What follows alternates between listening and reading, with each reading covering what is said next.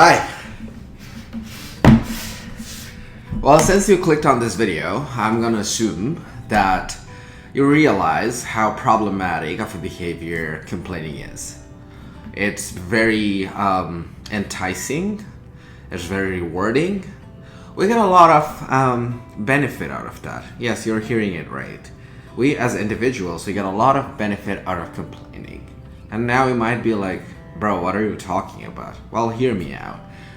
According to modern research, one of the most effective ways to go about changing any behavior is to recognize the payoff that you're getting out of it. So the loops goes something along the lines of this. You have a trigger, then you engage in a behavior, and then you get a reward. And the reward could come in many forms. Sometimes it's dopamine, on a neurochemical level, or release of good hormones, endorphin, and whatnot. Here is the benefit of recognizing that. You realize that your brain wants to engage in this behavior because it wants that particular payoff. And now, if you can replace the behavior when the trigger happens, you can, and with something that leads to the same payoff, it'll probably be less interested in engaging in that behavior. Here is how that whole loop looked like when it came to complaining for me. So something bad had happened, or maybe I was going through a rough patch in my life for whatever reason. I have been sleep deprived, work has been tough, or I had a fallout with a friend, or whatever it is. I'm not feeling very well, and I would have the strong urge to discuss this with a friend.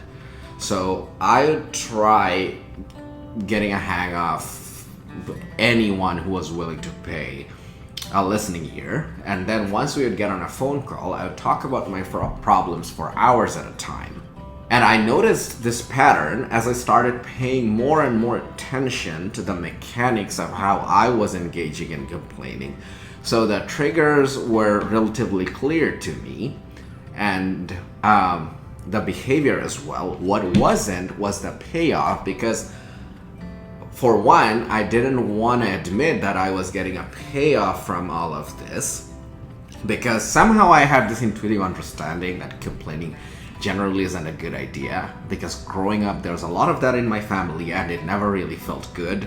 And I was also very involved in the self-help literature, which is about you're supposed to focus on solutions and not on problems. So I just knew that this is not a good idea. So I didn't want to admit to myself that I was getting something out of this.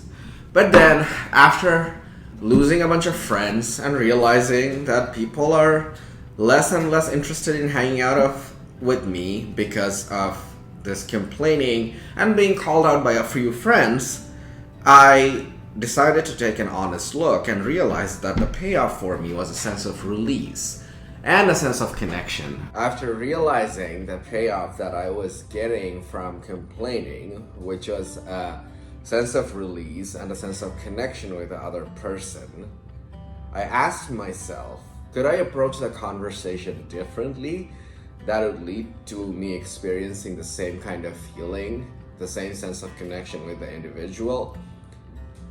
And after a little bit of soul searching and studying a bit of philosophy, I came upon a solution, which was to divert my attention from myself to the other person. What that usually means is to take an interest about this person. What's going on in her life? What is something exciting that she has been up to?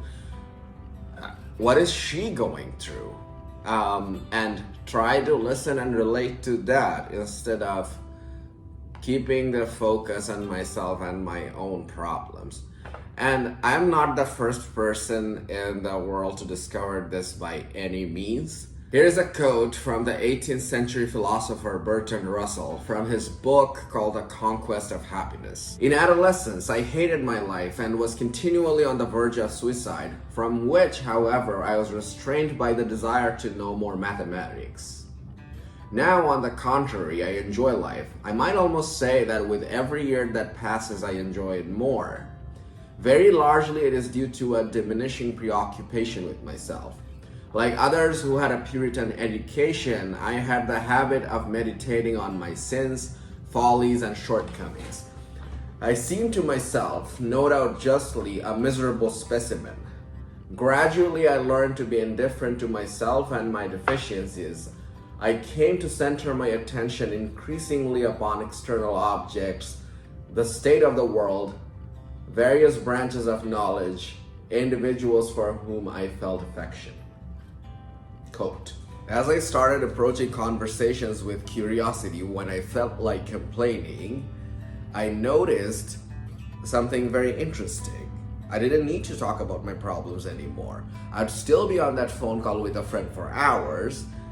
Instead of talking about our problems, we would just share our experiences. And sometimes we will talk about our problems, but that would be from a much more even-keeled place. And oftentimes solutions will emerge out of that. Solutions that would move the needle forward if similar situation were to arise in the future, which is a very different energy to come from rather than just venting about how the world is unfair and how things have all gone to shit and there is nothing we can do about it. So to sum it up, complaining is a mental habit. We frame it as a habit loop. So there are triggers, which leads to a routine, which in this case is complaining, and then we get a payoff, which in my particular example was a sense of connection and being able to release energy. Now we identify a behavior that could lead to the same reward.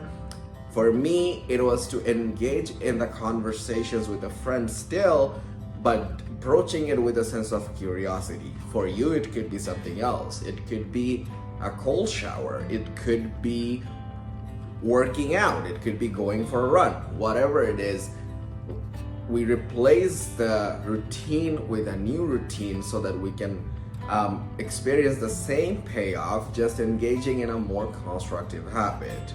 Hey guys, thank you for staying here till the end of the video. I appreciate you being here very much. If you got value out of this, make sure to like and subscribe.